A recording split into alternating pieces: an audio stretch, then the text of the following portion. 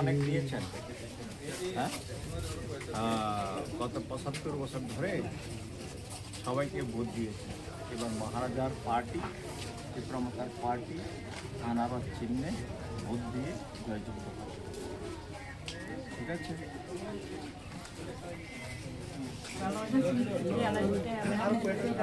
ওষুধপত্র খেয়েছেন? হ্যাঁ, ভালো থাকবেন, অসুবিধা নেই, ভালো হয়ে যাবে। ঠিক আছে? একটু খাওয়া দাওয়া ঠিকভাবে করবেন সময় মধ্যে। ঠিক আছে? আর এইবার চিত্রমাতা পার্টির চিহ্ন হচ্ছে এইটা, এটা মহারাজা পার্টি।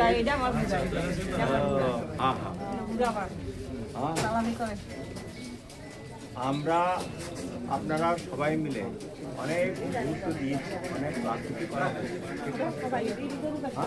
আজকে আজকে আজকে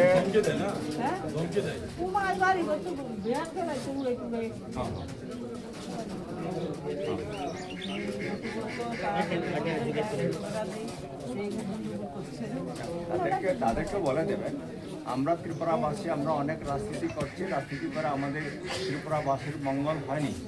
এবার মহারাজা ডাক দিয়েছে, তার জন্য মহারাজের ডাক শুনে আমরা ভোট দেব এবং সবার মঙ্গল হবে। শুধু ত্রিপুরামাতা পার্টি না, শুধু মাইনরিটি সেল না, আজকে সবার জন্য ভালো হবে। এ কথা বলে আমরা ত্রিপুরার নাগরিক, ঠিক আছে? ত্রিপুরার নাগরিক হিসেবে ত্রিপুরার লোক অনেক পার্টি করেছে, বিজেপি করেছে, কংগ্রেস করেছে, কমিউনিস্ট পার্টি করেছে। করার পরে ৭৫ বছর আমরা ত্রিপুরাবাসীর রাজনীতি করেছি, করে আমরা উন্নয়ন, আমাদের এলাকা উন্নয়ন হয়নি, রাজ্য উন্নয়ন হয়নি।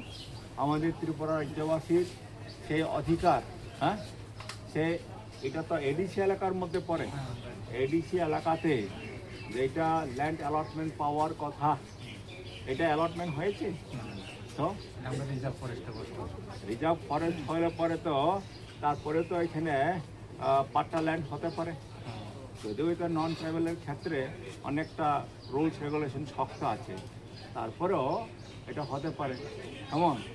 তারপরে হচ্ছে আমাদের ভূমির অধিকার উন্নয়ন যে হওয়ার কথা, উন্নয়ন হয়নি। ঠিক আছে? তো তার জন্য এখন আমরা মহারাজার ডাক দেওয়া হয়েছে যে আমরা ঐক্যবদ্ধ হয়েছিরা, আমাদের যে রাজনৈতিক অধিকার আছে, আমাদের যে মৌলিক সাংবিধানিক অধিকার আছে, সেটাকে আমাদের পেতে হবে, আদায় করতে হবে।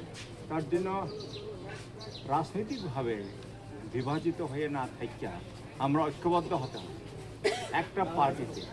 মহারাজার আমলেই তো ধর্মনিরপেক্ষ রাজ্য হিসেবে, দেশ হিসাবে তখন মুসলিমের জন্য মসজিদ করা হয়েছে, হিন্দুদের জন্য মন্দির করা হয়েছে, খ্রিস্টানদের জন্য করা হয়েছে, চার্চ করা হয়েছে। আজকে আমরা আমাদেরকে জনসাধারণকে বিভাজিত করে ওরা রাজনীতি করছে, সংকীর্ণ রাজনীতি করছে। আমরা সংকীর্ণ রাজনৈতিক দৃষ্টিভঙ্গির ঊর্ধ্বে উঠে আমরা সবার উন্নয়ন চাই, সবাইকে উন্নয়ন করে রাজ্যকে আমরা উন্নয়ন করতে, উন্নত করতে। ঠিক আছে? দুর্ভাগ্যের বিষয় স্যার, আমি কথা দিচ্ছি, এখন আমার মহারাজার যে নির্দেশ, নির্বাচিত হয়ে যাবার পর থেকেই, ডে 1 থেকে, ফার্স্ট ডে থেকে অনবরত এলাকার লোকের সঙ্গে সংযোগ থাকতে হবে। এটা একটা সিস্টেম থাকবে, এটা অনবরত একটা সম্পর্ক থাকবে। যখন আজকে তো আমরা বলছি যে গুড গভর্নেন্সের কথা বলছি, গুড গভর্নেন্সে কি হয়?